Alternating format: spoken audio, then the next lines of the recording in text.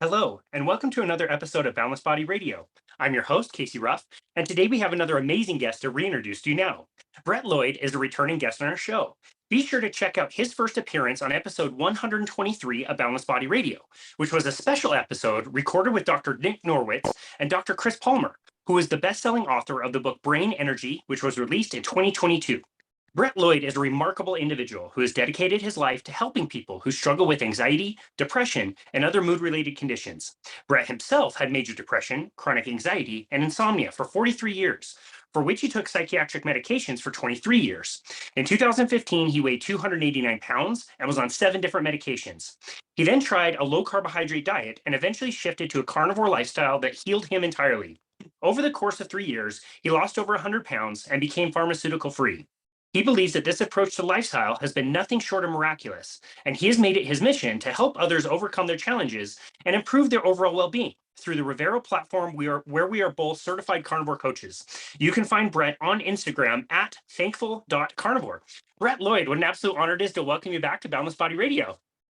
Well, it's a real pleasure to be here. I'm looking forward to this discussion, Casey, and we're going to let people know they don't have to suffer anymore. And I love that. Give some folks some hope. Yeah, I love that. You were able to share a little bit of your story with us the first time you came on that episode 123. And I feel like we just barely scratched the surface. And it's been way overdue for me to reach out to you and get you back on so that we can have a one-on-one conversation about this. Because you're right, it's really important. A lot of people are suffering and they're suffering needlessly. So we're so grateful for you and all your work and your crazy journey. And one thing that we left out of your introduction is you are one hell of a musician, my friend. A guitar player pretty much your entire life? I've been playing professionally with the exception of a 13-year period there when I was just too sick to work. I perform live music now for a combined total of about 30 years. It's my passion. And when I was crazy, I couldn't progress past a certain point. But then after Carnivore and I knew Muse appeared, the sky's the limit. I'm playing at a better level now than I ever thought I ever would in my life. And I'm very fortunate. I've been blessed to jam, be asked to play with some touring bands on occasion. Life is just incredibly good right now because of the carnivore lifestyle. Without that, none of those nice guitar licks would ever have happened. Wow, that's amazing. I can't wait to deep dive into that with you. I love live music. Live music produces just amazing spontaneous events. There was a band that I had been anticipating touring here for a very long time. They finally were coming here, which was amazing. Bear's Den is the name of the band. And it was about 30 minutes before they were supposed to go on, the power went out. We had a terrible thunderstorm, no power. I was so bummed that I wasn't going to see them. And they eventually came out and said, give us a little bit of time. We're going to try to do this without power. And they came out and played an acoustic set where this entire building, you could hear a pin drop or just the light singing of all the people in the stands, like singing along to their songs. It was one of the most magical, wonderful musical events I've ever been to, and nothing you could really easily recreate. So I want to ask you, what is a gig or a concert that you've done that really stands out as something very special? Well, the most special thing I've ever experienced so far, January the 14th, I was asked to sit in for one song with the Albert Castiglia band. And a lot of people be like, who's that? He just won 2 Blues Music Awards for like the second or third consecutive year. He's one of the finest blues rock guitar players in the world.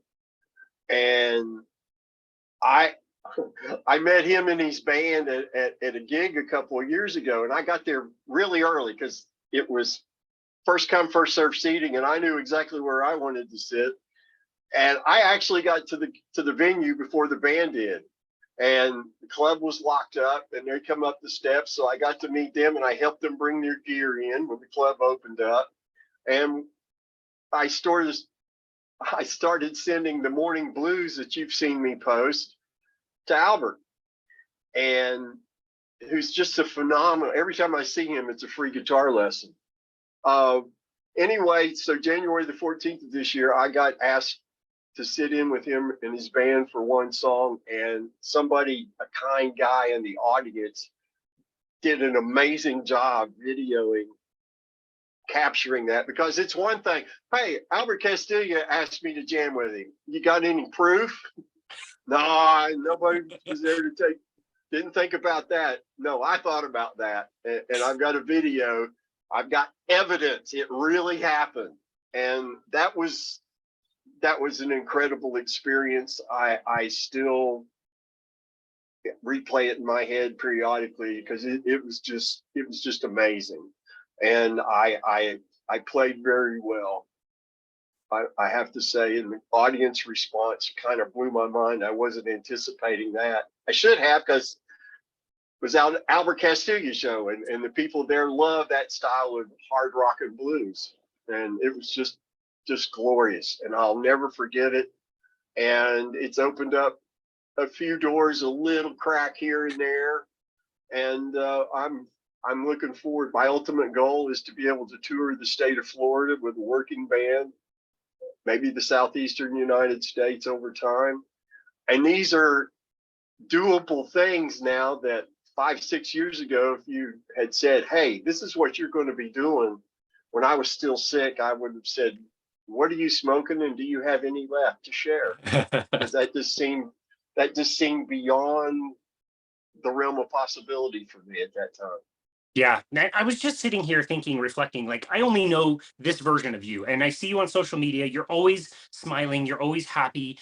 Nobody would understand what your story was like. It was like, well, last month I got to meet our mutual friend, James Lehman, who's the carnivorist on Instagram. And you did a conversation with him on the carnivorous chats, which was wonderful, by the way. And Thank you. He's a tall, healthy looking dude. And he's great. And we gave each other a huge hug. We spent a lot of the conference together, meeting a lot of our other heroes in this space. You just can't imagine that he ever suffered a day in his life, but he suffered for years and years and years, and so did you. So I would like to start at the top. Let's hear about your life and your journey of suffering. Well, I grew up in a lower middle income household. My parents had an enormous vegetable garden. We had fresh vegetables year round. We also had plenty of meat. And out of the four of us, my dad passed away in 2020 from kidney failure after 20 plus years of type 2 diabetes that was never treated. No doctor ever said it wasn't treated properly. No doctor ever told him, hey, if you just change what you eat, this would go away. And he suffered dementia the last 3 or 4 years of his life. I had the privilege of helping my mom take care of him in home hospice. I heard his last breath. I was in the other room. I wasn't right there for the actual moment of his passing.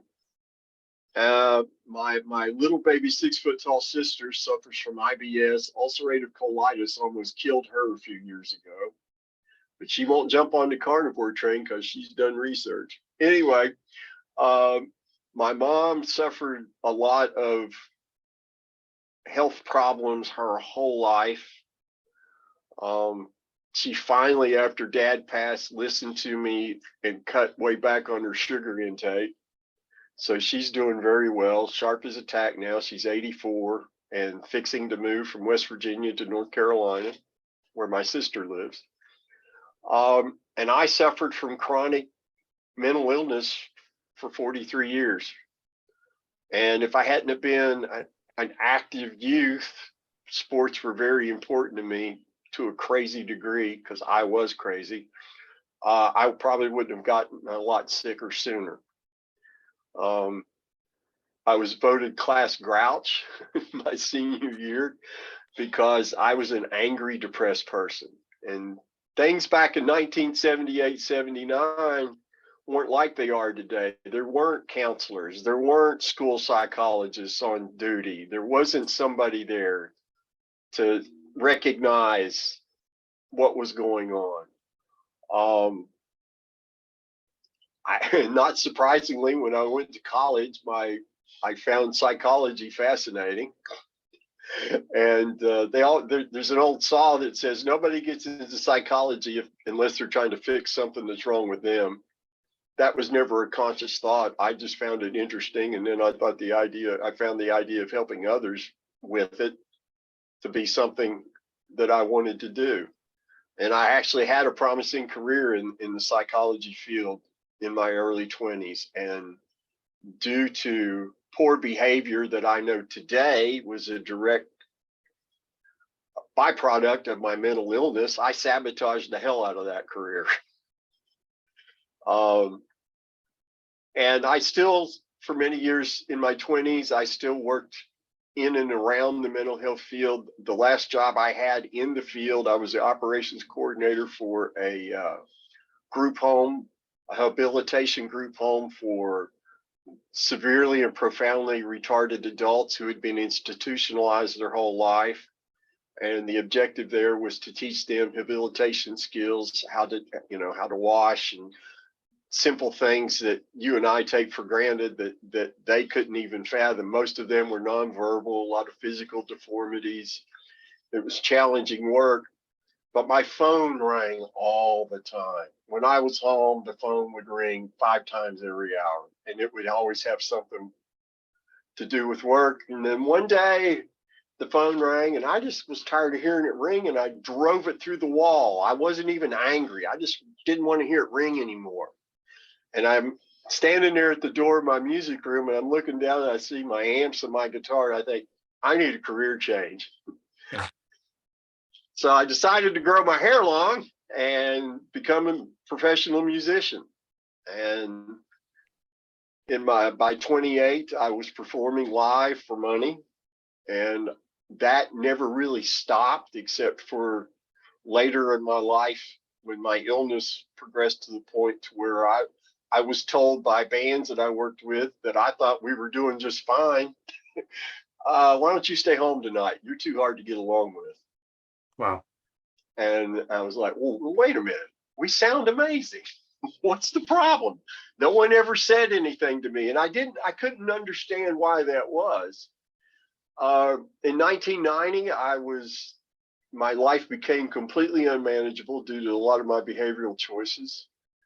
And I had to recognize that I needed help. And so I checked myself into River Park Psychiatric Hospital and spent 16 days there. I was diagnosed with major depression. Learned some interesting things. I recognized I needed to change a lot of how I thought about certain things, because basically I had become a pretty dark person. I wasn't a nice guy. I was married to my first wife. I was not a good husband. I was not very good at being a father to our son. I was too wrapped up in my misery to do anything except spread the misery, for lack of a better way of phrasing it, without getting into all the horrible details. A few years after that, my wife and I divorced, and I was so lucky. This was in the Windows 3.11 days, and I met my current and final wife, God willing, in an IRC chat room. That's amazing. And we've been together 26 years now. Wow. And I always tell people in every interview I ever do, if there's somebody who's earned their place in heaven, it's my wife, because she put up with me during 20 years of absolute misery for me and for her. A lot of people don't realize mental illness affects everyone in the house. And my wife had to deal with an angry, unpredictable version of me. They sent me out the door of the hospital on Prozac, which at that time was stupidly expensive. Not that it's gotten much cheaper since, that there was no generic. And so they gave me a bunch of samples, and when the samples were gone, I didn't have any health insurance, so I just had to wing it. And then after I met my second wife, right before I met my second wife, I started having really bad panic attacks, just out of the blue. The kind where you feel like your heart's about to jump out of your chest while driving, type kind of things. And it was just awful. In fact, one night I thought I was having a heart attack, and I actually got the ambulance ride and nitroglycerin under my tongue, and it's a little more than just a little weird and unnerving. And they hooked me up, I guess it was to an EKG machine, and thankfully there was nothing wrong with my heart, absolutely nothing. But even then, they didn't prescribe me anything. No one said, "Hey, maybe you had." No one investigated further. They're just like, "Oh, your heart's fine. Go ahead, go home." Wow. A few months after that, the panic attacks got so bad, I knew I had to go see another doctor. I saw a doctor after that ambulance ride, and I'm a musician. I had really long hair. There was none of this bald thing going on at that time. and he thought I was free mainlining cocaine. He was convinced of it. He actually made me strip down to show him I had no track marks. And then he said, "I just cut back on your caffeine. I think that'll be fine for you." Wrong. Anyway, so this doctor in Newport, Tennessee told me, he said, "If you don't start taking some medication, your life's going to be really uncomfortable." And so then I started taking Prozac, which I took for the next 23 years as prescribed. And the first couple of years I was on it, as I look back on that, it was as if somebody threw a really nice, comfortable blanket over all my symptoms. And life became more manageable. I became more socially appropriate. And then I met my wife. And I knew I had to do everything in my power to be able not to mess that up, because she was and remains extremely special and dear to me. So the first couple of years we were together, things went pretty well, but we started noticing that my mood would crash unexpectedly without any noticeable precursor. And the period of, I started out with these periods of wellness, and then occasionally these periods of my mood being in the gutter. And over time, the periods of wellness got smaller and the periods of unwellness got larger. And all the doctors would do, well, first they increased my Prozac, and that helped for a time. But then my mood would crater again unexpectedly. Sometimes it cratered whenever there was a full moon. Not every full moon, but a lot of them. Which makes sense. Our bodies are 90% water. Moon affects the tides. Why wouldn't it have an impact upon somebody whose physiology wasn't in good shape? And see, what I also, through all of this, I'm eating a garbage diet, what I today call a garbage diet. A lot of carbs, a lot of sugars. I love coconut cream pie. I love coconut cake. I love plain vanilla ice cream. I don't need sprinkles. Get that shit away from me. Just give me my gallon of vanilla and leave me alone. My mouth was dry all the time, and the way I combated that, because of the medication, the way I combated that was I drank enormous quantities of lightly sweetened, very strong tea, and I developed an Altoid addiction that was legendary. Altoids of all things. Altoids, yes. Well, it was spearminty sugar.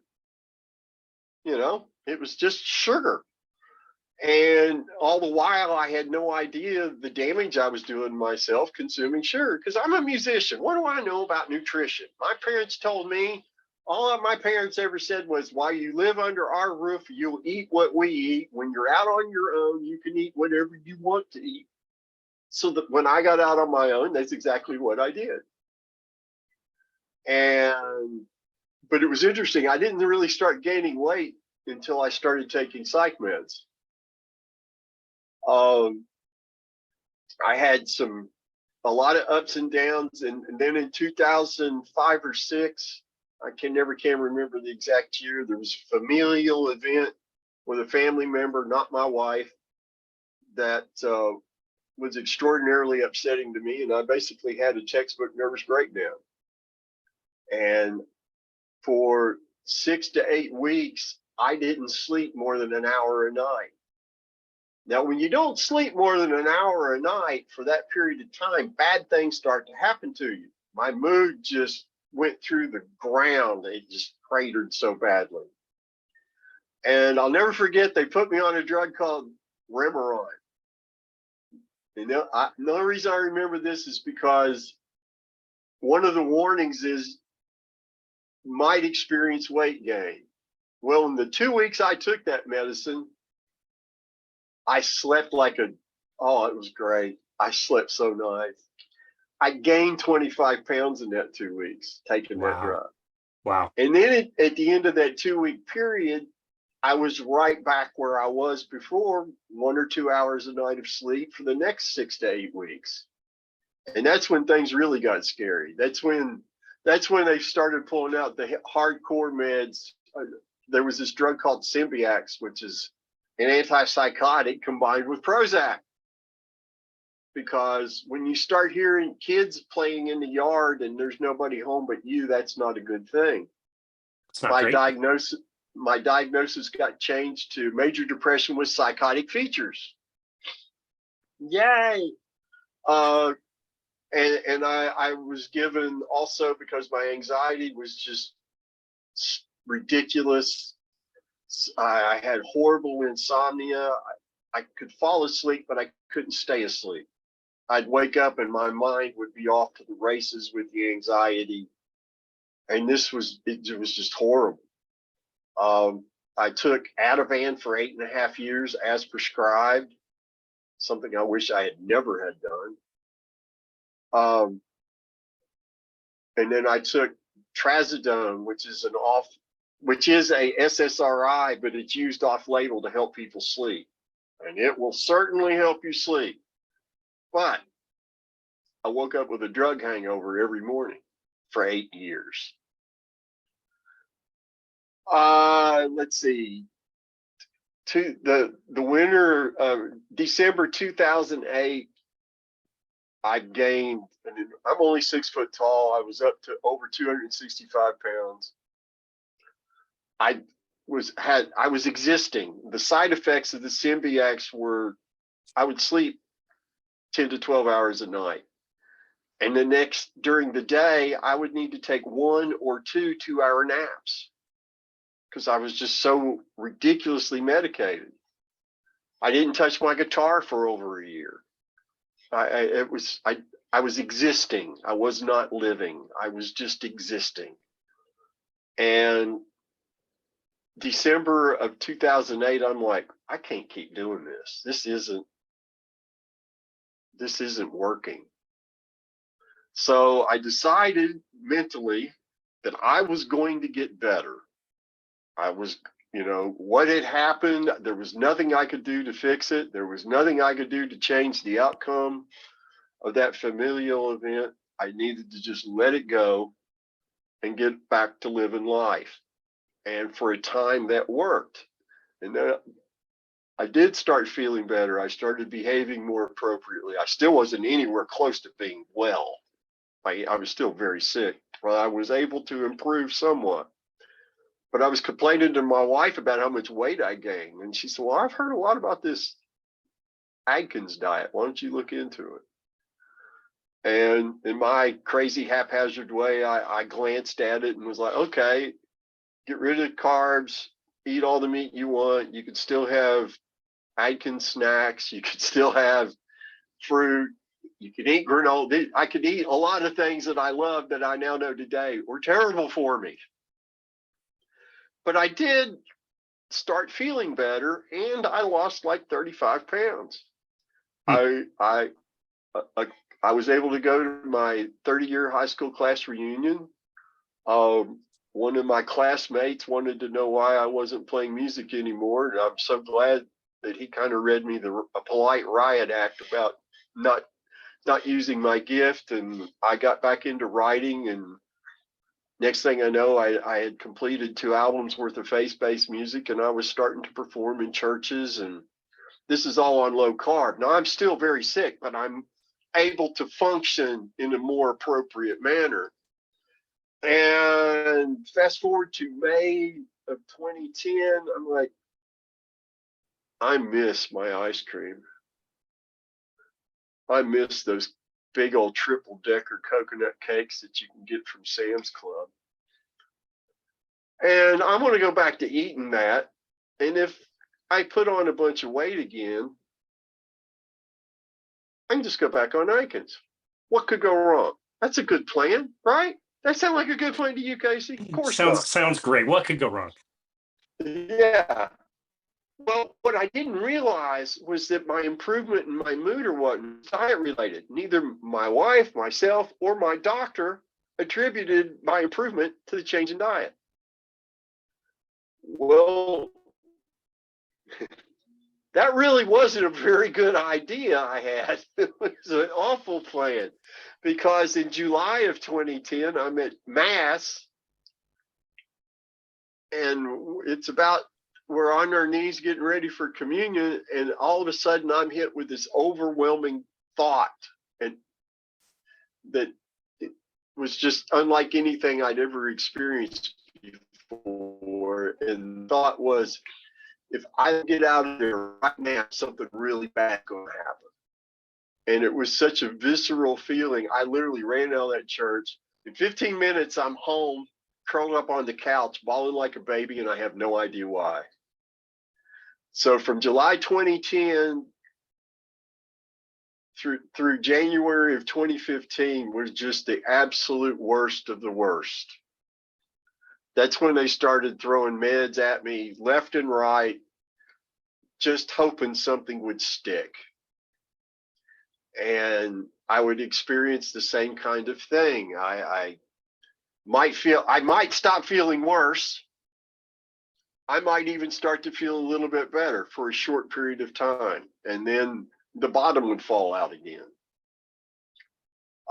Then my wife's job got transferred to Jacksonville, Florida, where we knew nobody, had no family. And I had to come down to this area to live because I couldn't work. And I had to go doctor hunting, fishing for doctors. That was not fun. I had one physician's assistant who was convinced that it was my thyroid causing my problems. And without giving me a thyroid test, they prescribed a thyroid medication that when I took it, I thought the top of my head was going to blow off. Wow. And then when I wrote an email to complain, they fired me as a patient. I didn't even know that was possible. Nice. I just got fired. I just got fired from a doctor. I eventually found a nurse practitioner who seemed to understand me. She seemed to get where I was coming from. And she put me on Seroquel, which for a time, for about a 6-month period, I actually thought Seroquel might be the answer because my mood did stabilize some. I was still very sick, but I wasn't getting worse. I was able to keep, I was still writing songs. I actually wrote 2 albums of really great music, if you like depression music. The performance was outstanding. The subject matter was dark and dreariness. What else would you expect a severely chronically depressed person to write, I guess? Some really good blues. But I was able, well, there was some good blues in there, yes. The performances were great, but because due to my illness, I was doing it all myself. I was doing the recording, mixing, and mastering. I could not intellectually process how to use the tools necessary to make a proper mix. I didn't realize it was just so incredibly frustrating. So I, in typical Brett fashion, came up with my own method that I was convinced was great. I listened to those recordings now, and I can't believe I let anybody else ever hear them because they were just, the songs were fine, the performances were fine.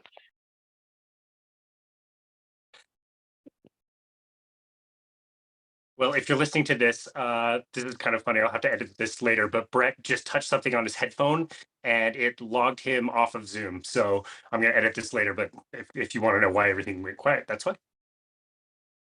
All right. So I'm going to fast forward. It just got really bad. When my depression got so bad, my illness got so awful that I couldn't accurately perceive my environment anymore. My wife would say to me, "It looks like it's going to be a beautiful day." But what I heard, my illness would filter that and twist it and never in my favor. And what I genuinely heard with my ears and in my head was, "Oh, yeah, it looks like it's going to be just a beautiful day. That's just great." And of course, I love my wife. Hearing that, processing that, "Honey, what's wrong?" And she would look at me like the crazy man I was. "What do you mean, what's wrong? I just told you it looks like it's going to be a beautiful day." But I still wouldn't hear what she said in the tone she said it in. So that's where things got really hard for her, because she couldn't, I was never making sense. And I couldn't understand what she was trying to convey to me 50 to 60% of the time. So it was just awful. Then I had written some blues music that I knew I couldn't sing to.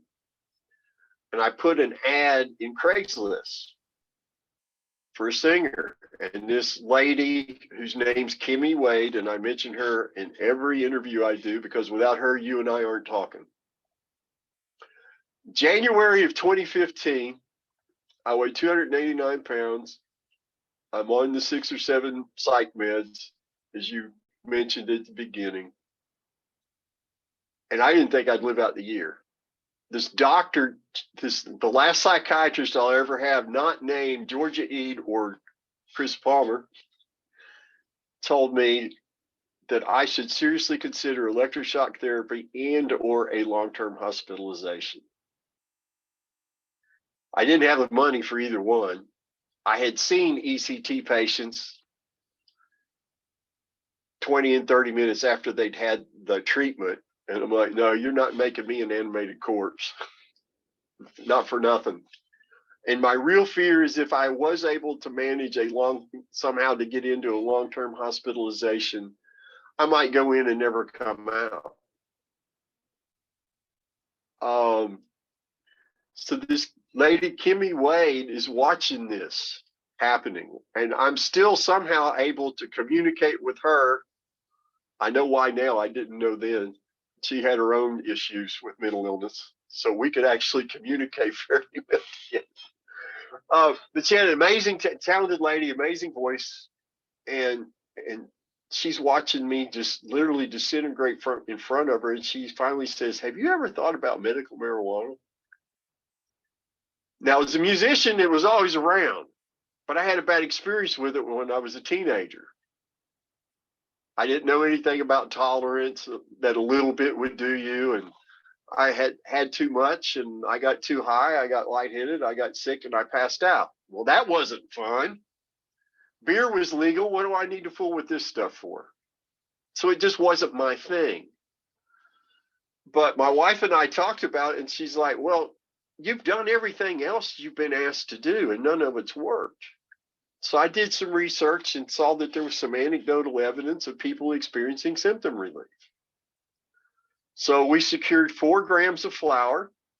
My wife found a can of butter recipe, and she made these little quarter-sized cookies.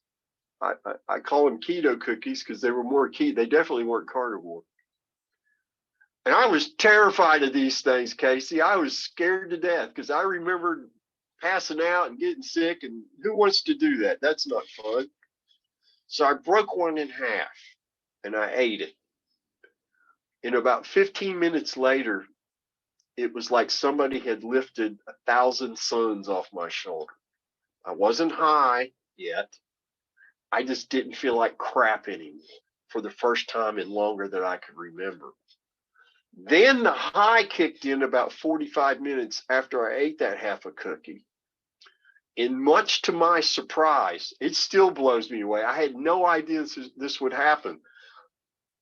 Cannabis, treated my symptoms better than any psych med I ever took. My mood immediately elevated to a more appropriate place. My anxiety dropped to almost nothing. I met my wife at the door when she got off work that day. I scared her half to death because I was smiling and laughing. What's wrong with you? Nothing's wrong with me. Those cookies work. And she didn't know what to think. And so for the next few years, I was eating cookies and watching YouTube videos and trying to write songs and all that kind of stuff. And then 10 days into that experience, I'm sitting on the edge of the bed and I realized I was putting shoes on and I realized my belly's in the way. That's not good. I remember that thought. This is not good. And I went and I looked at myself in the mirror and saw myself accurately for the first time in Lord knows when. And I looked like somebody who was an extra made up to walk on the Walking Dead set. Gray, very ugly gray with green around my cheeks. I just looked very unwell. Wow. I had a lot of aches and pains. I had a bad hip. I had bad shoulder. I couldn't raise my arm up past, that height. Now, like I said, I weighed almost 300 pounds. I immediately thought, I got to go back on Atkins. And I yelled at my wife, tonight for dinner, I start back on Atkins. And so for the next several months, I found out later I would have gotten better a lot sooner if we'd have really known what we were doing, because neither one of us were nutrition experts. She would make these piles of ground beef and put mozzarella cheese in it, but she would drain the fat because we were still under the false notion that fat was bad. But I stuck with that. I started walking because I'd basically been stuck in a computer chair for 12 years. Because the thought of getting out in the Florida heat, weighing as much as I did, no, that scared me. I just saw future heart attacks if I did that kind of thing. But I started walking half a block here, a half a block there, because walking the dog, I was very much concerned about injuring myself, recognizing that with the weight I was at, if I injured myself, the state of my health at that time was so poor, I might not recover from it. And half a block led to a full block, led to 2 blocks, 3 blocks, 4 blocks. And then I'm like, well, how far am I walking? So I got one of those GPS walking programs and figured out how far it was from the front door to a half a mile away, so I could do mile walks and things like that. Long story short, over the next 3 years, I walked off 94 pounds, low carb. With using cannabis as medicine, by the end of 2015, I was off all the antipsychotics and antidepressants. By the end of 2016, I was off the benzos, which were very problematic to come off of. I'll never forget the day after I took my last 1/8 of a milligram, I woke up with vertigo, which I had to deal with for like the next 3 months. Wow.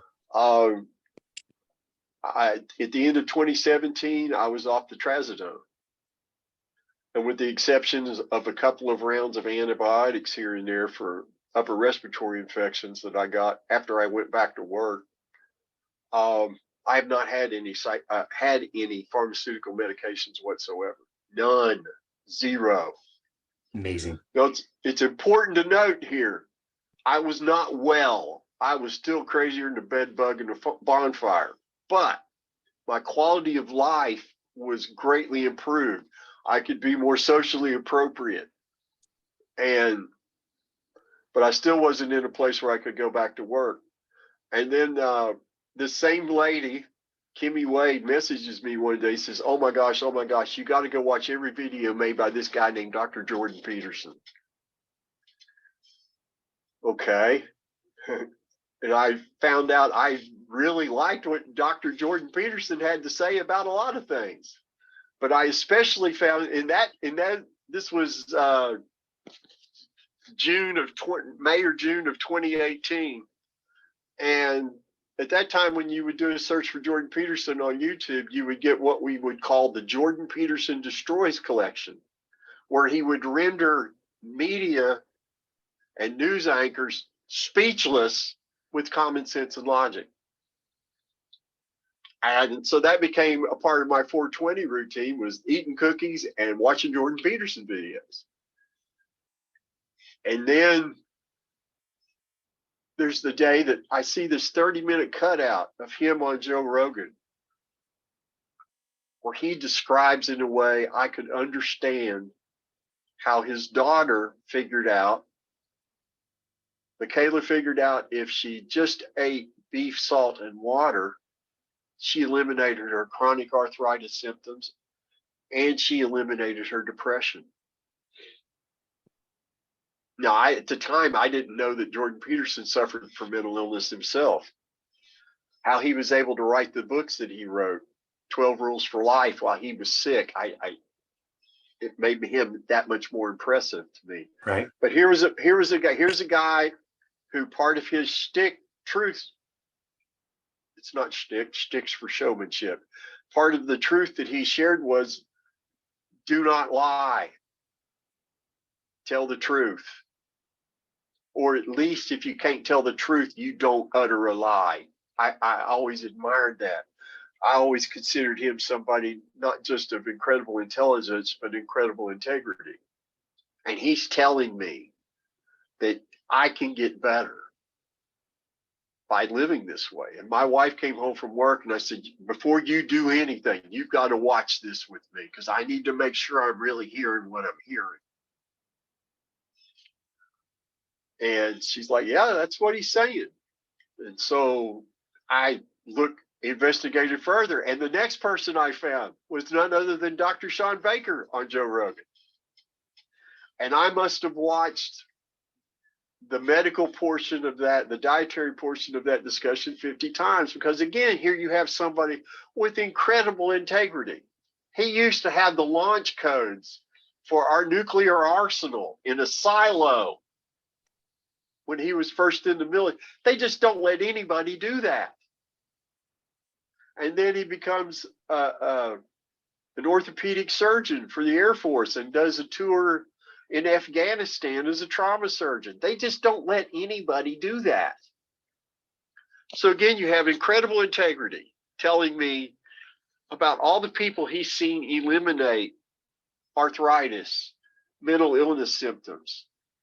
And then I found a talk from Amber O'Hearn where she described in a way that this guitar player could understand how we as a species literally came down out of the trees, grew these energy demanding brains, eating meat and drinking water.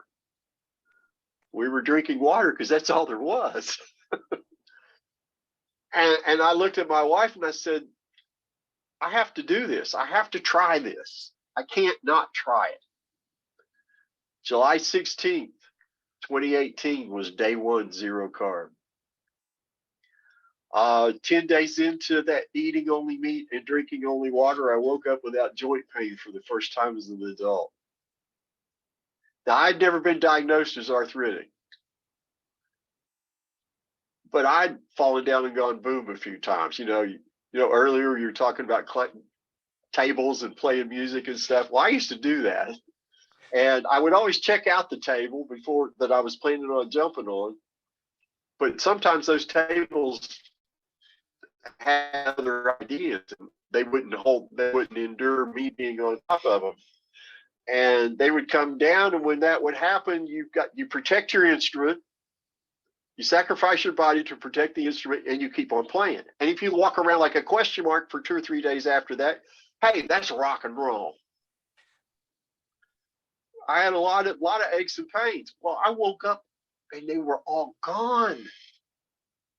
And I took early morning walks then. 5:36 in the morning, I'm out walking while it's still dark outside. And I'm skipping down the sidewalk, giggling like a little boy because it doesn't hurt and it feels good. I had to make myself stop laughing so loud because I just had this vision of somebody looking out their window reporting there was a crazy man laughing going down the sidewalk, laughing hysterically. I didn't want to get, I didn't want the men in the white coats to show up that day for sure. But then the morning of August 9th, I'm taking my walk, and I always get emotional when I talk about this. I'm taking my walk, and I'd been very paranoid. It was on day 23 of my carnivore experience. And I'd always been very concerned that I did not want to placebo myself into thinking I was well when I wasn't. That was my number one concern. But I'm walking along, and it's like somebody flipped a switch. And all that rage and all that anger and all that shadowy darkness and all that bullshit that kept me from being the human being I wanted to be, it just went away. It just ceased to exist within me. And it was replaced with a waterfall of joy that has not left me since. And that's why I do these discussions. It's because people need to know, no matter how sick they are, you're not broken. You don't have to be a slave to medication. Your mom and dad didn't make a mistake. You, like myself, were just taught to eat things we should never have consumed the first time. And that when you only eat meat and you only drink water, your body is free to repair itself. And the healing is real. Today is my 1772nd day of only eating meat and drinking water. And my symptoms have never come back. The crazies come back a couple of times when I inadvertently consumed something I didn't know had sugar on it. And by the way, I say the crazy, my inability to understand what my wife was saying, that kind of thing.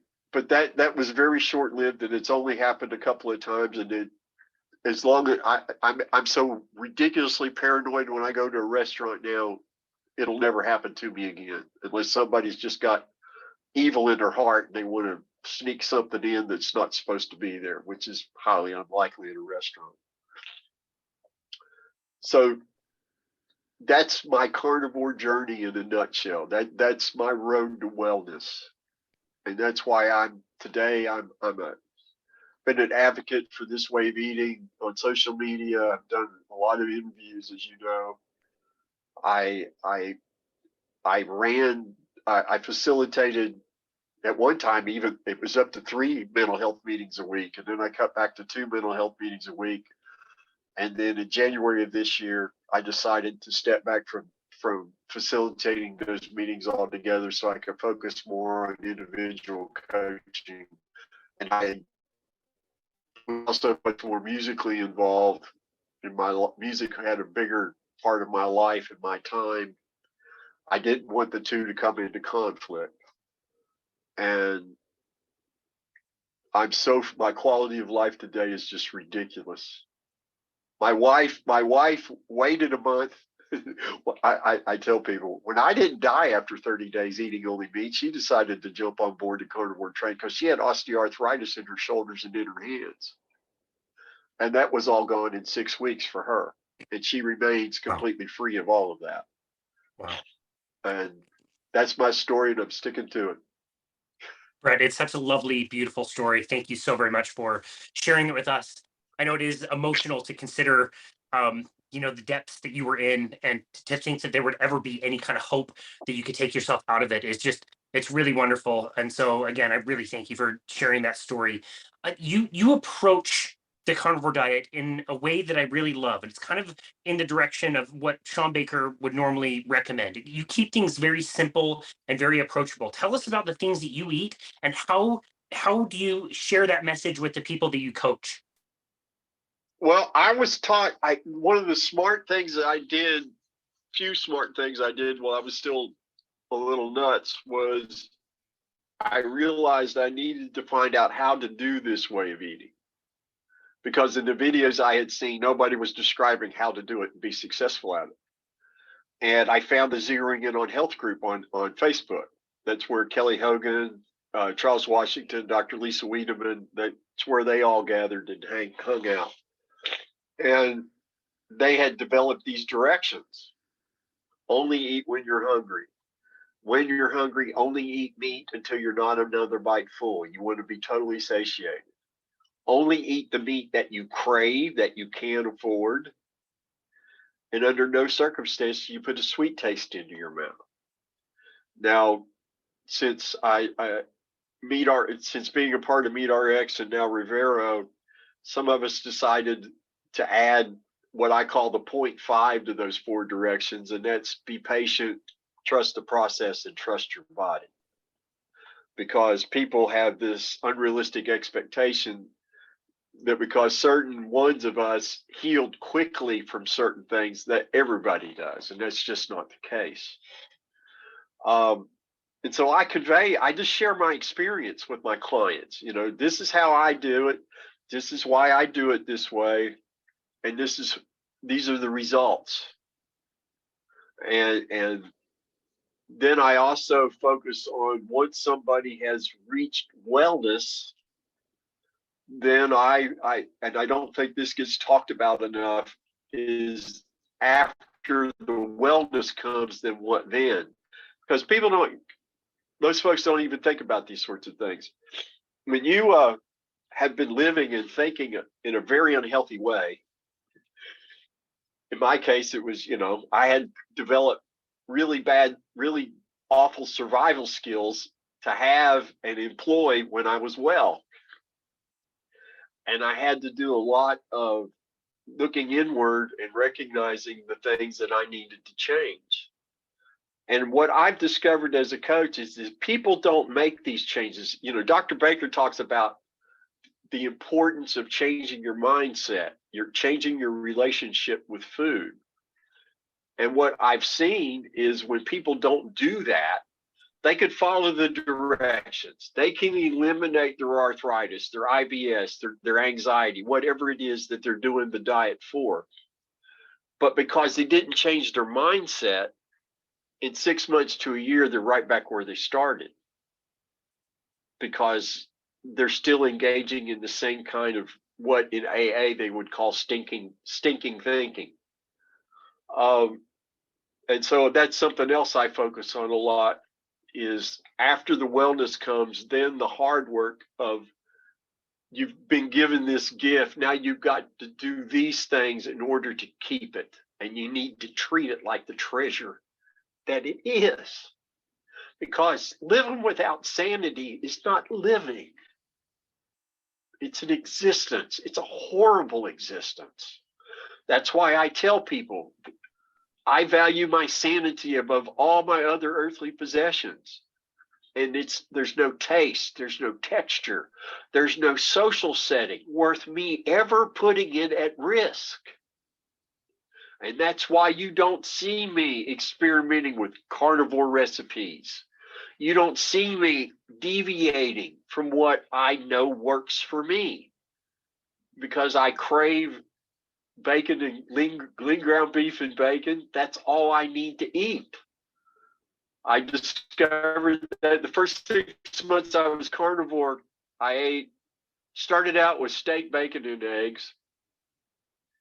One of the things from my research with trying to figure out how to be successful at this way of eating was people would complain at the 5 or 6 week mark, I'm really sick and tired of eating meat.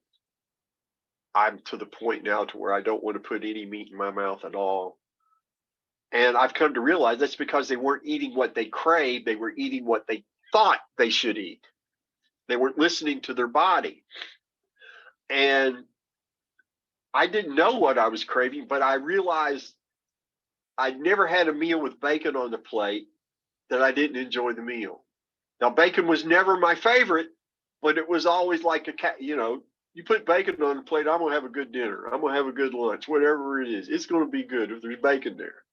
So I made sure I always had 2 types of meat with every meal, and that's worked for me. Now, in the beginning, before my wife and I really got into the science of how to shop for this way of eating, it was just whatever was on sale. I mean, I ate pork shoulder roast. My wife would buy these huge chunks of London broil and cut them up into steaks, and a ton of those.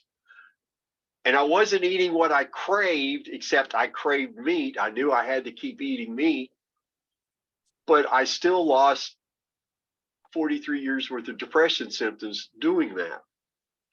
And at the 6-month mark is when my anxiety was completely resolved. Anxiety, for some reason, takes longer to heal in most everybody than depression. I don't know why. I'm a guitar player. I'm not a physiologist. I don't know why. But in December of 2018, I'm at Sam's meat department at Sam's Club, in this enormous meat counter, just an enormous area.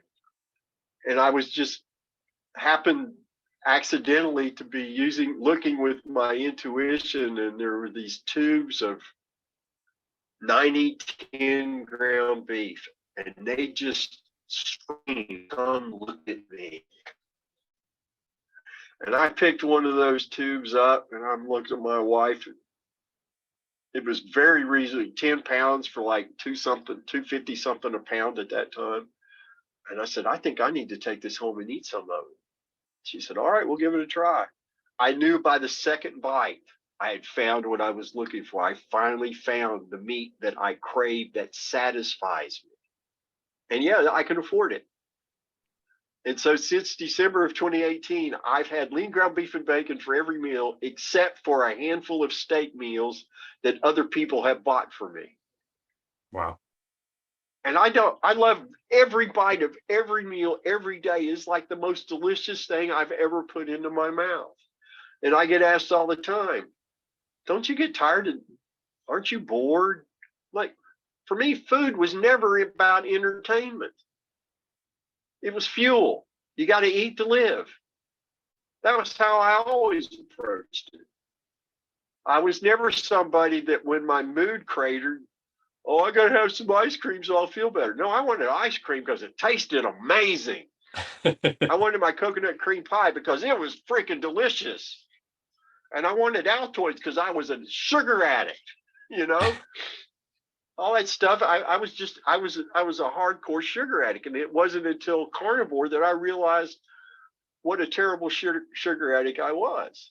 And then one of the ways I found out just exactly how bad sugar was for me, we went to a Brazilian steakhouse, Fogo de Chao.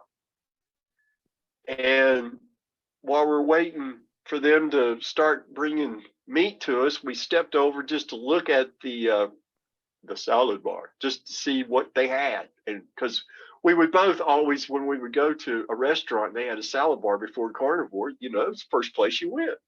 So now we're looking as spectators, and we come across this mountain of some of the most beautiful bacon I still have ever seen in my life.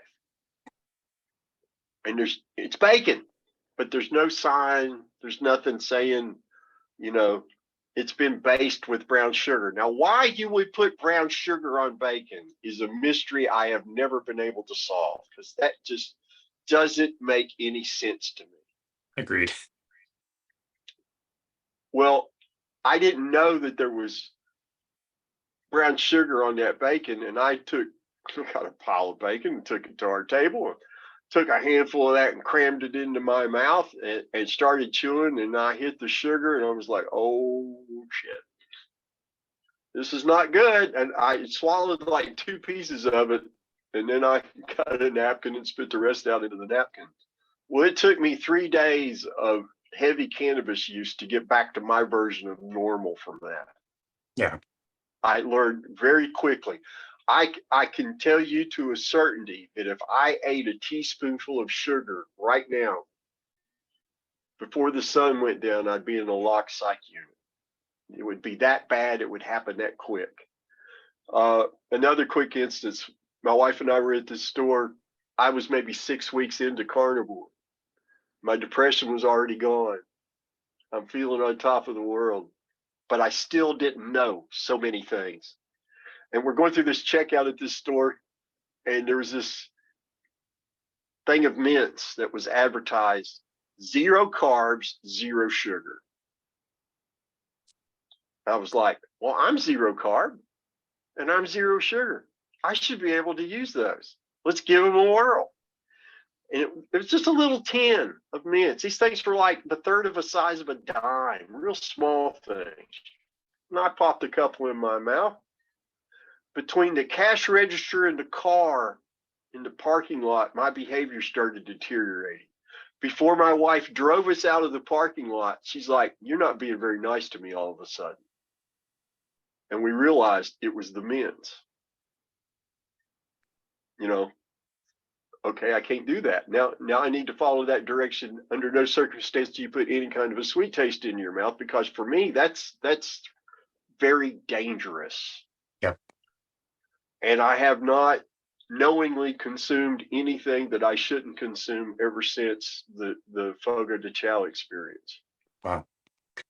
Wow, yeah, that's amazing. I saw a meme posted a few months ago. Obviously, somebody who was making fun of carnivores, people on a carnivore diet, which was it was funny. And it basically said, you know, on the top frame, the carnivore is eating something that is just off the diet, and then in the next frame, it goes, "Oh, my back hurts" or whatever, kind of making fun of how like sensitive we all become. And I laughed. I think that's funny, but it's true. Like I had potatoes for Thanksgiving, and my tooth hurt for a day and a half. When you cut these things out and you're off of them for a while, you will become more sensitive to them. And, you know, I think it's so interesting that you made the point that you made about the food you eat and getting sick of the food. We kind of drifted off into this in the conversation that you and I had with Dr. Norwitz and Dr. Palmer in episode 123. And we kind of went back and forth on like, well, people with mental disorders, they're not going to be able to stick to this, first of all, and they're probably going to get sick of it. So it's going to be really hard for them to be compliant. And you and I were kind of like, you know what? Like, first of all, if I go off the diet, I experience anxiety and I hate it. So that's already not worth it. But different than that is the food is amazing and delicious. You really don't get sick of it.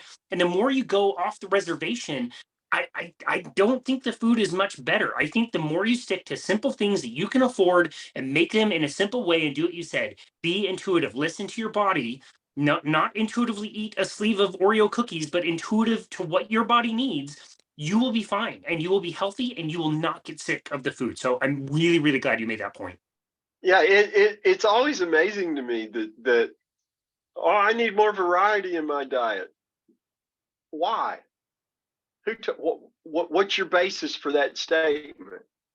Now, my wife eats very differently than I do because she eats to satisfy her physiology. That's one thing I want to emphasize. The carnivore way of living is not a one-size-fits-all paradigm. My wife eats a couple of times a month. She'll cook liver. I fire up all the incense into place when she does that because it smells like body odor to me. She eats swordfish. She eats a lot of shrimp. She also eats a lot of chicken. She also eats steak and ground beef. She eats what she craves. Now that works perfectly for her.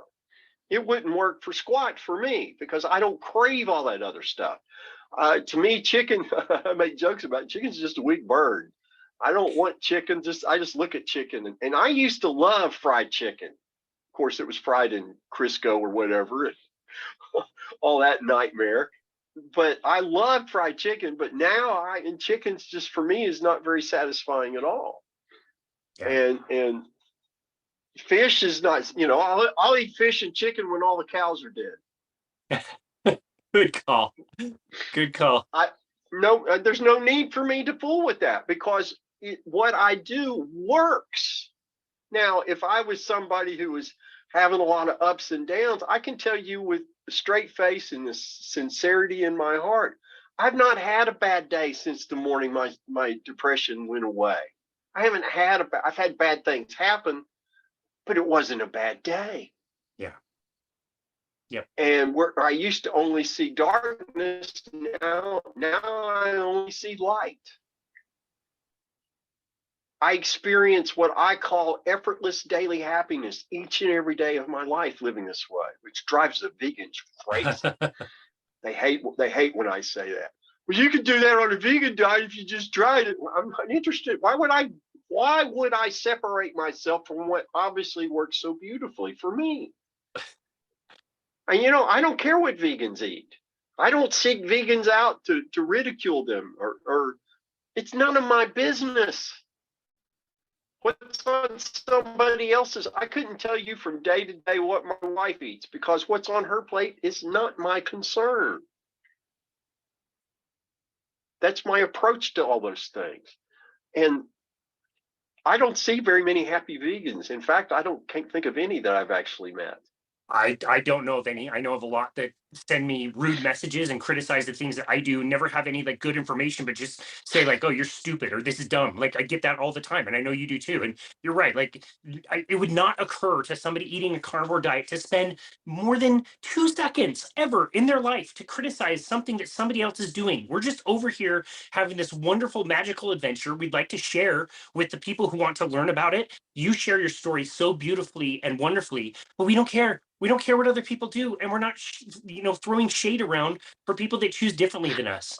And I see that reflected in your story and your positivity. And again, I know this version of Brett. I'm so glad that I do. I'm so glad that you went through the journey that you did towards healing by changing your diet and getting off of medications by using plant medicines. It's really a beautiful story. I can't thank you enough for sharing the story with us today.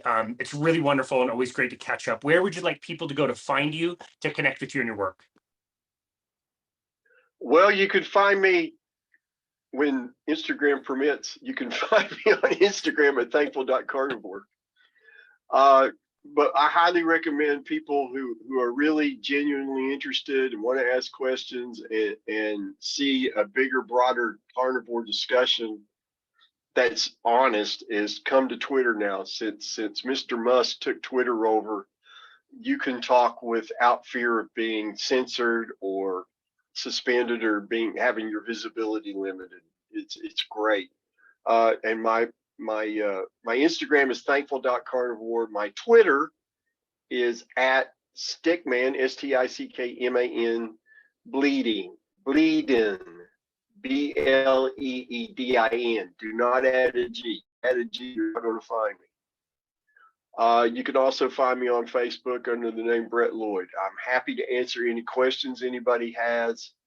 I never let anybody's question. I don't leave people hanging. I answer it as soon as I see it. And I'm always happy to share my experience with anybody who's interested. That's wonderful. Because well, thank people you. need to know. Yeah. I'm sorry, go ahead. No, you're right. No. People do need to know, and they're not finding out about this enough. It's frustrating. It is frustrating. And I used to go, my wife and I used to go out shopping together on Saturday mornings, more to spend time together than anything else. But I got to the point, I can see mental illness in people's faces. I can see their stories unfolding as they're shuffling along and pushing their cart full of 95% sugar and 5% highly processed carbs. And their eyes are sunken back in. They don't have any energy. They're not walking, they're shuffling. And then you see a group of kids coming along, all of them slurping on something sweet or eating something sweet. And that's just hard for me to watch and not want to run up and say, I know how you would feel better. Yeah. I know what you could do. And you can't do that because people don't want to be confronted that way. So it's really important to me when everybody who needs to hear my story has heard it, I'll go back to just being a guitar player. Well, we're glad you do both. And you're right. If you go out, you don't it's so normalized now when it's just the average, but it's not just obesity. It is their faces. You can see it in their body energy. Yeah, you're big, but why is every single handicap parking space taken any store you go to? Or there's more people in scooters. God bless them if they're walking or shuffling around. There's more people in scooters than ever before. There's more people in scooters than you see healthy people. And if they only knew, if they could change their diet, they would reverse all of that just the way that you did. And so again, it's frustrating that this message isn't getting out there more, but appearing on platforms like this and sharing your story with us is a way that we can help the people that are ready to be helped. So I just can't thank you enough for your time to come back on our show. Brett, we really appreciate you. Thank you so very much for coming on. Casey, thank you very much for the invite. And brother, whenever you want to talk about this again, you don't hesitate to send me an invite because I've enjoyed it immensely. Beautiful. That sounds amazing.